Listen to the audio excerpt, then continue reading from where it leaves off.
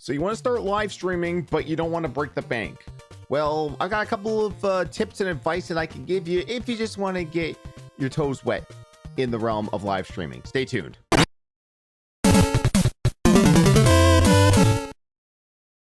What's up, guys? Johnny Chase here, and welcome back to the club. So today, I thought I'd talk about live streaming. I've been doing this off and on for about like 11-12 years now.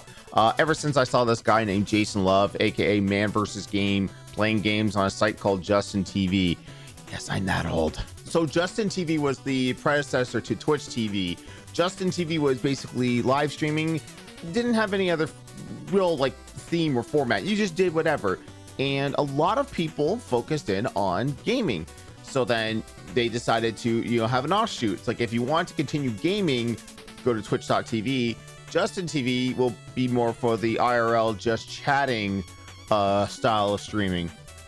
And when I saw him playing Ninja Gaiden and legitimately being Ninja Gaiden, and the euphoria on his face for, years of attempting this and finally beating it in front of a live audience, I was like, you know what? I want to do that.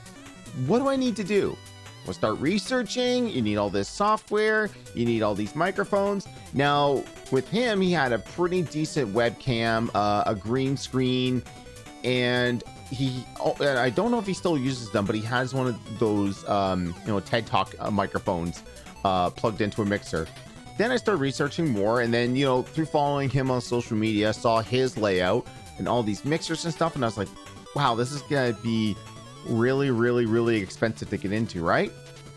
Well, in my first couple of years of streaming, it wasn't. I just, budgeted when I could, found out some tricks, and, try to do it as minimalistic as possible. I'm rolling B footage right now of my first few streams on Justin, and my God, look at the quality. Look at it. I got no lighting, my room is more lit up than anything else. I got a Transformer poster behind me, but that's what I had. I'm gonna show you guys, I've done videos on this before, but I'm gonna go over all my equipment that I had when I first started. Obviously, if you're thinking of streaming, you've already got a PC. Nowadays, you can do it straight from a console, from Xbox and PS4, using the Twitch app. And there's also some new third-party apps that you can download and actually put some layouts compared to what you would do on like OBS or XSplit. So it's come a long way since then.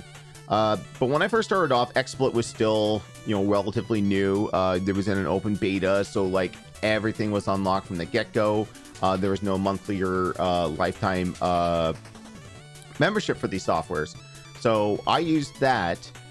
My first camera, and I used this for quite a number of years until I finally upgraded to something a little bit more widescreen, was just this creative webcam. I think it cost me all of $30, brand new. It's 4x3, not the best quality, but hey, I wanted a face cam. I wanted people to see me and my expressions. So, that's what I used. As far as capture cards, I didn't have one just yet. So all I was using was just straight up emulators. I'm playing Nintendo, Super Nintendo, Genesis, anything 8 and 16-bit that wasn't super duper taxing on my CPU or GPU usage. And, I was just, playing the classics for people. My headphones were just Dollarama headphones, average around $3 to $4. They had a volume knob on there, so I can independently control it without having to flip switches or volume bars in stream live, and that would just take up too much time. My microphone was just a Rock Band microphone. Now these things are easily obtainable nowadays through thrifting. I'm rolling some B-roll right now. I couldn't find webcams you can usually find at thrift stores. If you're just starting off, just get a basic one. You don't need anything super duper fancy. In the footage you're watching right now, microphones, USB Rock Band or Karaoke Revolution microphones are a gold mine. They are now going for about $10 a piece. So if you just need something basic that sounds good, I would definitely invest in something like that. Now you can change the settings around in OBS. You can add filters and everything to eliminate pop background noises, boost yourself and not having to bleed out everyone's ears. Like, they didn't have these settings back in the day, but it's great now that you can have that, and it's just a Rock Band mic will do it for you. And also too, if you're looking around, you can apparently find toys from streamers. I guess no one really in this town really likes Ninja. The f you say to me, you little shit? So, like, on average, if you get some good finds at a thrift store, minus of course the setup for your computer, you're probably looking at about $30 to $40 if you just want to run emulators off of your system. Now, as far as like capture devices, the market is wide open. Since everyone was in lockdown with from COVID, people had to work from home, and people needed some type of webcam alternative. Webcams were selling out everywhere. You could not get one any local store or Amazon. So a lot of people, were into photography. So a lot of people had some DSLRs that could be easily converted into a webcam. So then you needed a little capture device. Now, I had already bought a capture device for my wife, Melanie, because she was interested in streaming. Click that link right there if you want to watch my little mini review on that. These are more plentiful now. If you just need something basic to connect a console to, you can go with these. These go right now for about $25, $30. And I've actually seen these now readily available at Walmart. So you don't need to break the bank on a capture device. When I first started, I actually had the Hapaj PVR system. Now, that was great for like when I was doing my old YouTube show, but for streaming wasn't all that great because it was going through component cables through USB 2. There was a lot of latency from what I saw on the television that was going out on stream, and it got even worse, mainly because of the processing power my computer couldn't handle even a 720p signal. Now, I eventually upgraded to Elgato products. Elgato is actually what I'm currently using right now, as is my wife. She has the HD 60 Pro installed on her system. I have the 4K Pro, I think MK2 model of that. Now, those those are convenience. Like I wanted to invest in that later on, but I mean, first starting off, there are so many choices, so many third-party companies too making capture devices. So if you just need something to plug and play just to show the screen, and you don't want like a whole lot of capture software or any other additional things, that this is where you can go with. Now let's talk about like middle to like high tier stuff. So right now, obviously I'm not using a Rock Band microphone anymore. I've got a condenser mic with a mixer. Now there are great condenser mics out there. I highly recommend HyperX if you want something low budget that still sounds great and you can still tweak.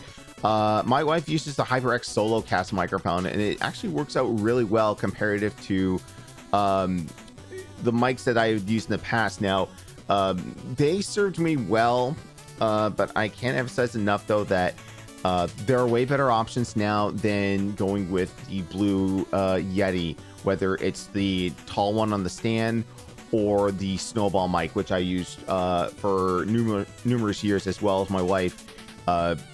They're great starter mics, but you can only do so much with those. So I'd highly recommend investing in one of these. This one right here actually only cost me $100. And then if you want to go even more high end, I also recommend the AT2020. That's what I've been using for the last little bit. Shure makes great microphones. However, those are on the high end. I only invest it if you can afford it and if you're ready to take streaming to the next level.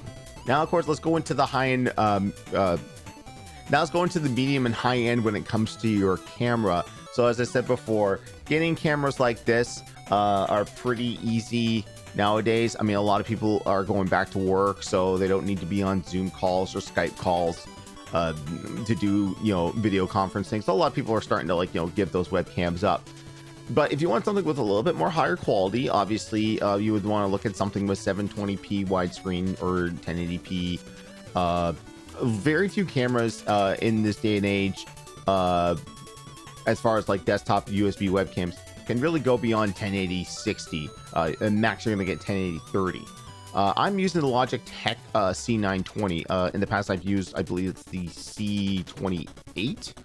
And that worked out really well. I prefer this one too because of its wide angle lens, and I don't have to play with any adjusting on the fly. For the high end, I know a lot of people use the Sony, like, just cameras with a dummy battery. I mean, those look all well and good too, but I mean, like, with a little bit of tweaking, like, you can make a webcam look just as good, if not maybe in some cases better, than spending all that money on a Sony camera with a dummy battery. For webcams there, like this one here costs me around 100.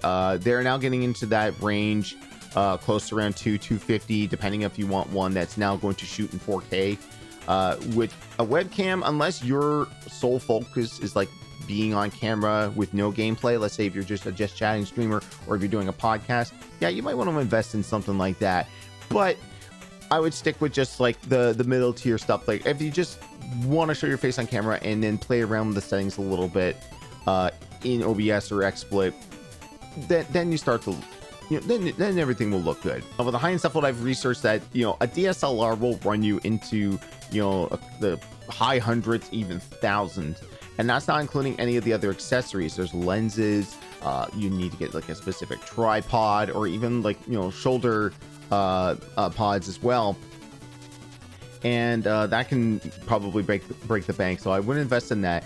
Right, like I said, the purpose of this video is just to talk about the equipment, just to kind of dip your toes into the realm of live streaming, because you're not guaranteed to like it. Maybe you want to do something else with it, or maybe you want to turn it into content like this. So you start on the low end and then gradually build up. That's what I've been doing. Like all of this here, like the lighting, which I'll talk about here also in a second. This was all gradual because I this is something that I love as a hobby. I love doing it. I love putting extra stuff into it. So I'm willing to spend that. But then again, I don't try to break the bank either. I look within my budget and I look, okay, this is going to look good on camera. Can I afford it? What are some good options that don't break the bank? I don't need the higher end stuff to look good here. And I guess the last little bit would be to talk about lighting. Like I said, if you're just in a room, or if you're just doing green screen, that's cool too. If you want to have some cool stuff behind you, draws the eye to viewers. For lighting, for the longest time, I just used straight up Walmart lights, like having a lamp behind me and having that illuminate the room and my face. But then I wanted to have a more like atmospheric background to my scenes, so I started investing in ring lights. So the one I have behind me is a newer light. I bought just the lamp itself. I think it was around $30. And then when I come to find out that technically this was not for live streaming or for content creation, it's actually a makeup mirror, because there is a little metal hook in the center where a mirror is supposed to go. So this is just for you to do your makeup in. This was not for live streaming, so I never ended up putting the mirror in there. And I thought I could like jury rig and put the webcam in there, but there was no dice on that. Nowadays you don't really need these types of clips. Ring lights, because of COVID and people sticking at home, and some people downloading TikTok to pass the time away and entertain themselves and others, ring lights have become very, very, very prominent in most department stores. And actually, if you're watching B-roll footage right now, you can get a lot of this lighting for the cheap at Dollarama's, Dollar Generals if you're in the States. I have two ring lights beside me to help illuminate both sides of my face instead of the central one here. Those cost around $4. They're USB powered, so I have a little makeshift power bar here where I have everything controlled, and I can just turn them up, turn them on the fly. You can also have like backlighting. So I'm showing them on screen here. I'm probably gonna get these in the future to light the round shelf behind me that houses some of my consoles, just to kind of show those off a little bit. And also thinking for like some of the shelves back there, because it's not really all that well lit most times when I'm in here recording, but if you wanted to see, you know, collectibles that were behind me, I could probably, you know, get those out there. I mean, these things come in all shapes and sizes. If you just want something simple with a remote, you can get these cheaply for like $4 or $5. If you want something a little bit more professional, like I have these down here. These are technically supposed to be outdoor lights to illuminate your house. You know, make it, you know, like for Christmas time, you know, put some Christmas lights out there, but, you know, flood the house, you know, light the whole house up. But shout outs to Sean Bolin for giving me the links. This is what he uses in his game room to help illuminate when he's streaming at home. These ones were not on the cheap. These are about $80 a pop. But the cool thing is that they are programmed by a phone, and you can, you know, change the lighting on it. You can, you know, set different stuff to it. I mean, like, all this is like very, very unnecessary, but it looks cool, and I like having it in my room. So I hope you guys enjoyed these tips. These were just kind of like, you know, a pricing guide for equipment that you can use if you want to start streaming. I would highly recommend, you could probably take an afternoon, go through a few thrift stores and find everything you need just to, you know, dip your toes into live streaming and see if it's something that you might want to do part-time, full-time, and then you can build up everything afterwards after that. So yeah, thanks for watching. Be sure to like, comment, and subscribe. My name's Johnny Chase, and I am just going to go straight to the outro. Bye bye.